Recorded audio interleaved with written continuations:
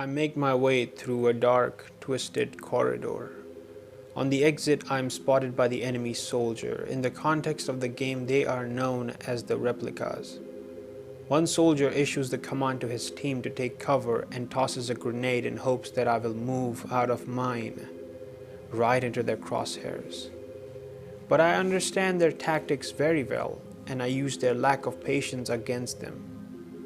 In another scenario, I exit out of an elevator and quickly take out two enemies on my right, unaware that members of their group were also present on my left. After noticing that I am pinned down in a small elevator with nowhere to go, they space out amongst themselves, pressurizing me into submission. In yet another scenario, I run headfirst into a large group. Chaos erupts, bullets fly across the screen. I toss a grenade, they toss a grenade. Eventually, I clear many of them out, forcing the remaining ones to reconsider their options.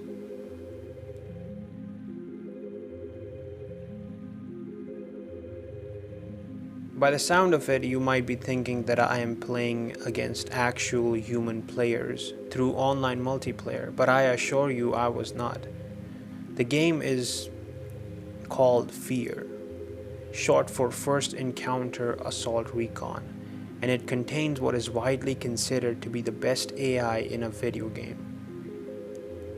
Which is impressive considering that it was released way back in 2005. In many games prior to F.E.A.R and also in many games today, the enemy AI is hard-coded to perform a bunch of specific actions, a set of directions they must follow. This is why even on repeated playthroughs you will see them acting in the same way. Now some of these instructions need to be specific, otherwise the game will not function at all. If the AI is not instructed to be hostile towards the player character, then it would just turn into a harmless NPC. So fixed instructions are not a bad thing. Also, many games don't necessarily require the AI to be extremely complex in the first place. But in the case of games pushing for realism, and particularly in first-person shooters, the AI needs to behave appropriately, otherwise the entire single-player experience would fall apart. In this scenario, extreme rigidness cannot apply as enemies need to react and adapt to the player's actions, while simultaneously having their own objectives.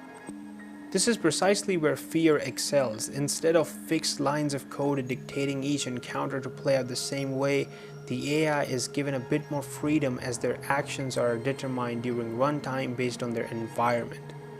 The system in place here for this is called GOAP, short for Goal-Oriented Action Planning, created by Jeff Orkin.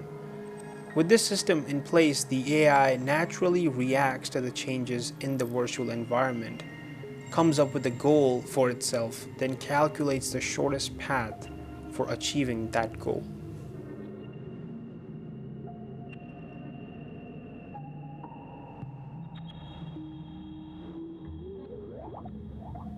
Now yeah, that's a lot of technical jargon, so allow me to illustrate what's happening with an example. In this clip, we are fighting on the rooftops. Two enemies are present here. First one detects me and alerts the second one. I quickly take the first one out, then retreat to find cover. The second one goes into an offensive mode, then jumps over the railing.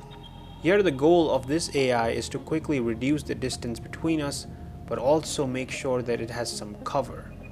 The quickest way to achieve that was possible only by jumping over the railing, otherwise technically the stairs were right there.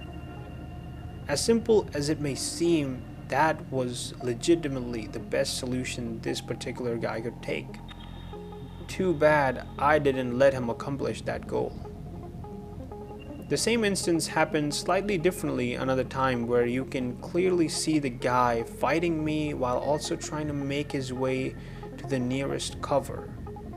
If you take out too many enemies, the remaining ones group together and form traps waiting to ambush you whenever the moment arises. Some of them will set up distractions and flank you, showing up in one place then backtracking to take you out from another. There was this one moment where I took out a bunch of enemies and then the last remaining one decided to run headfirst into my crosshairs.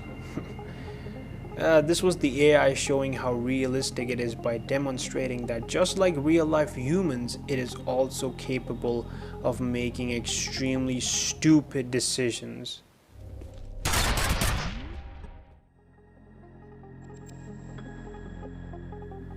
Jokes aside, F.E.A.R is a legacy game, largely due to its AI. Its environments are pretty dull, and most of the same assets are recycled throughout the game, giving you a constant sense of deja vu. But any complaint you have with the game goes away when you realize how well they perfected the core gameplay.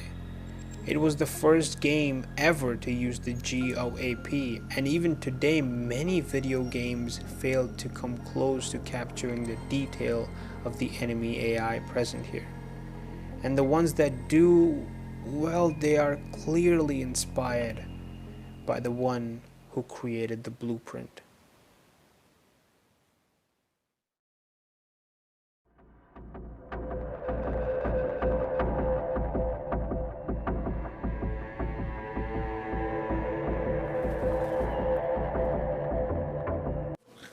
Bye-bye now.